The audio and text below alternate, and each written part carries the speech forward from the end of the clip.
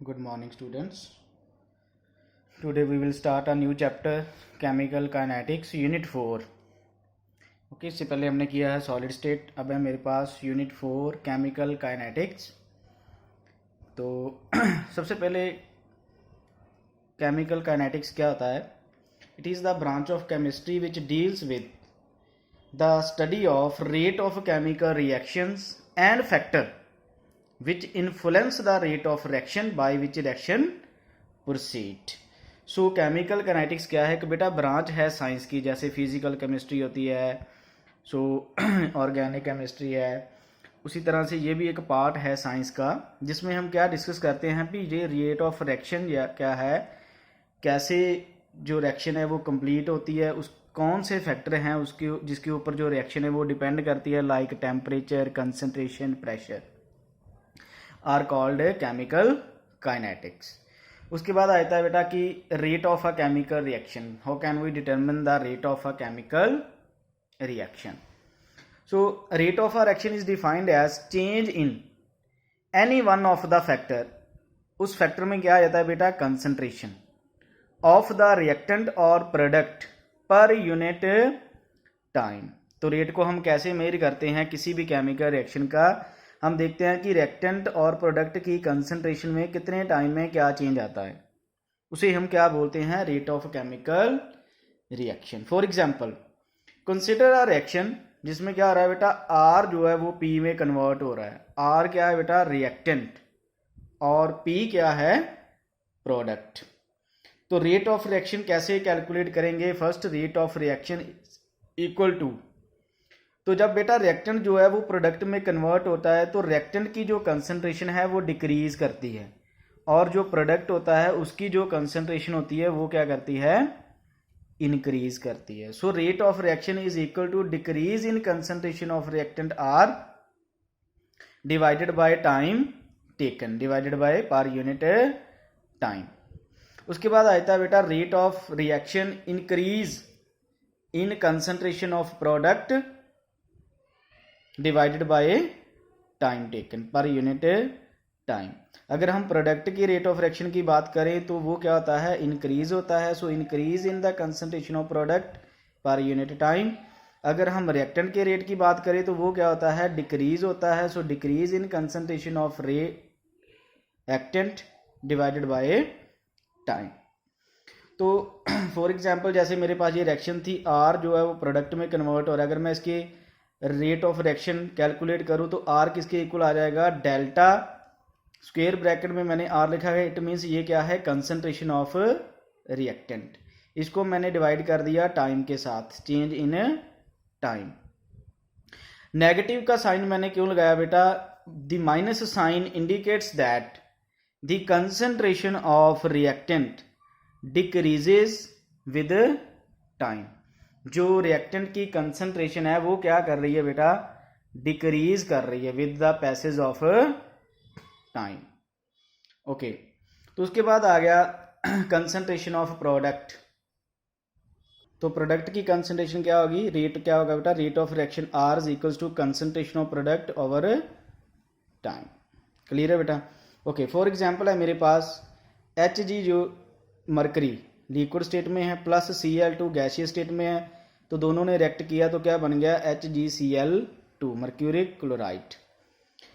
अब हमने इसका रेट जो है वो कैलकुलेट करना है. रेट में भी एक्सप्रेस्ड है. रेट इज इक्वल्स टू, पहले रिएक्टेंट की बात करेंगे, डेल्टा Hg स्क्वायर ब्रैकेट्स में डिवाइडेड बाय डेल्टा T. इसके साथ क्या साइन लग जाएगा? माइनस का, बिकॉज ये क्या है? रिएक्टेंट, और रिएक्टेंट की जो कंसंट्रेशन है वो क्या करती है?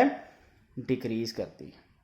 अगर हम बात करें क्लोराइड की तो क्लोराइड का भी same, delta Cl2 divided by delta T. अगर हम बात करें प्रोडक्ट की तो प्रोडक्ट का क्या है बेटा? HgCl2 divided by time. Clear है बेटा? ऐसे जो है हम रेट ऑफ रिएक्शन जो है वो डिफाइन करते हैं, कैलकुलेट करते हैं. क्लियर है बेटा? So rate of chemical reaction मैं फिर से डिफाइन कर देता हूँ. Is defined as the change in any one of the factor like concentration of the reactant or product per unit time is called rate of a reaction. Next है मेरे पास बेटा factors influencing the rate of chemical reaction. कौन से factor हैं जो जिनके ऊपर जो रेट ऑफ केमिकल रिएक्शन है वो डिपेंड करता है? सो नंबर 1, तो कौन से फैक्टर हैं?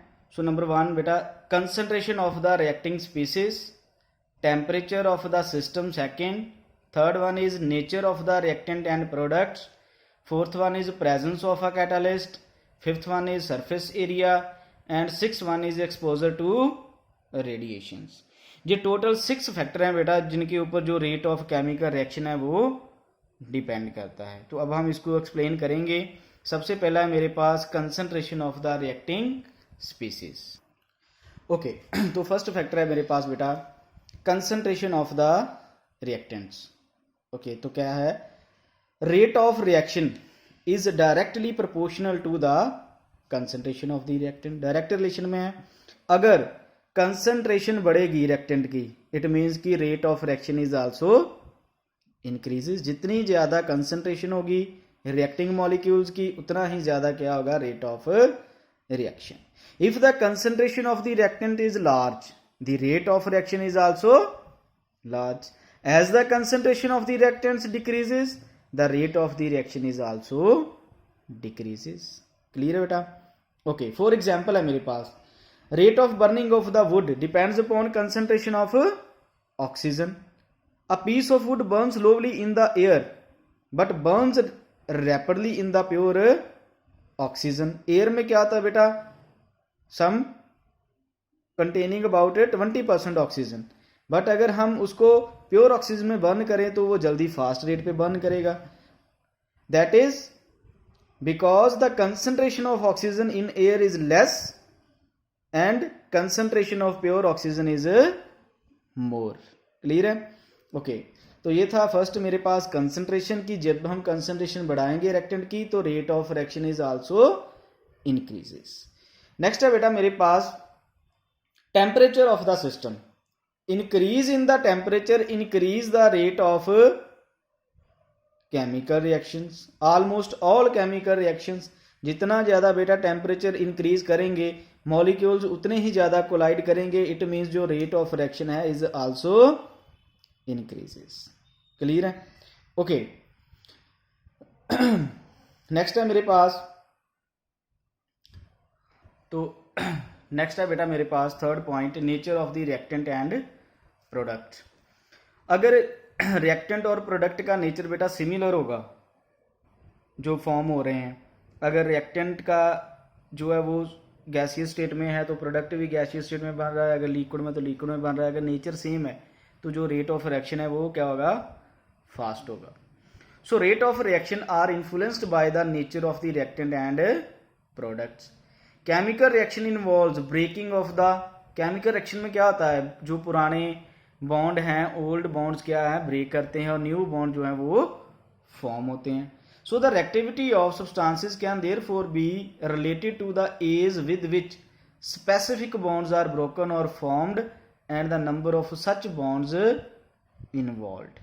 जो स्पेसिफिक बॉन्ड होते हैं वही ब्रेक करते हैं, उसकी जगह पे क्या है? न्यू बॉन्ड फॉर्म होते हैं। फॉर एग्जाम्पल है मेरे पास ऑक्सीडेशन ऑफ नाइट्रिक ऑक्साइड। ये नाइट्रिक ऑक्साइड है, इसकी अब हम ऑक्सीडेशन करेंगे तो क्या फॉर्म हो जाएगा? Nitrogen dioxide rapidly. While oxidation of carbon monoxide to carbon dioxide takes place slowly, वो किस रेट पे फॉर्म होगी? स्लो रेट पे। सो इट मीन्स कि नेचर के ऊपर डिपेंड करता है कि नेचर कौन सा है। अगर सिमिलर नेचर है तो क्या है कि रिएक्शन जो है वो फास्ट रेट पे होगी, अगर डिसिमिलर है तो रिएक्शन जो है वो स्लो रेट पे होगी। नेक्स्ट आया था बेटा प्रेजेंस ऑफ कैटालिस्ट। तो कैटालिस्ट का फंक्शन क्या होता है? वो रिएक्शन को क्या करते हैं? इंक्रीज करते हैं। So presence of a catalyst, catalyst is a substance which influence the rate of reaction without undergoing any chemical change itself. It has been observed that many reactions are made to proceed at increase the rate by the presence of a catalyst. For example, mixture of hydrogen and oxygen does not react at room temperature, but in the presence of platinum reaction becomes quite vigorous. और इसके साथ ही next है बेटा surface area. ये बहुत ही important factor है, important point है surface area. Larger the surface area of the reactant the faster is the rate of reaction. जितना ज़्यादा सरफेस एरिया कांटेक्ट में आएगा उतनी ही ज़्यादा क्या होगा, रेट ऑफ रिएक्शन जो है फास्ट होगा। It has been observed that if one of the reactant is solid, then the rate of the reaction depends upon the state of the subdivision of the solid. This fact is supported by the general observation that finely divided solids react faster than the massive substances. So मतलब कि जो एक single है उसका surface area ज़्यादा contact पे आता है, अगर हम उसको लॉ की फॉर्म में जो है बर्न करें तो जो सरफेस एरिया वो डिक्रीज कर जाएगा, इतना ज़्यादा कॉन्टैक्ट में नहीं आएगा एयर के, तो दैट्स वाई जो बर्निंग है वो क्या होगी, स्लो होगी, जो रेट ऑफ रिएक्शन है वो स्लो होगा। So burning takes place rapidly. This is for example log of wood burn slowly, but if it is cut into small wooden chips the burning takes place rapidly. This is due to the fact that total surface area of the smaller particle is greater than that of the larger particles and this permits more molecules of the reactants to come in contact and form product। ज़्यादा number of जो molecules हैं वो एक दूसरे के contact में आते हैं और क्या फॉर्म करते हैं, प्रोडक्ट फॉर्म करते हैं। So it means larger the surface area of the reactant faster is the rate of reaction. Last point है बेटा exposure to radiations. So some cases rate of chemical reaction is considerably increased by the use of certain radiations. So बेटा कई reactions होती हैं जिसमें हमें क्या है कि लाइट की ज़रूरत पड़ती है। जब तक हम उसके ऊपर अटैक नहीं कराएंगे लाइट का तो वो जो रिएक्शन है वो प्रोसीड नहीं करेगी। फॉर एग्जांपल H2+Cl2, जब हम हाइड्रोजन और क्लोरीन को रिएक्ट कराते हैं तो इसमें हमें क्या है, एक स्पार्क देना पड़ता है लाइट का। सो इट मीन्स कि देन वो कन्वर्ट होते हैं हाइड्रोजन क्लोराइड में। सो rate of chemical reaction is considerably increased by the use of certain radiations। तो ये थे बेटा फैक्टर्स जिनके ऊपर जो रेट ऑफ रिएक्शन है वो डिपेंड करता है। तो अभी तक हमने क्या किया कि रेट ऑफ रिएक्शन की डेफिनेशन पढ़ी है और उसके जो फैक्टर हैं वो हमने डिटेल में डिस्कस किए हैं। तो ये इंपॉर्टेंट है बेटा, ठीक है। नेक्स्ट हम करते हैं बेटा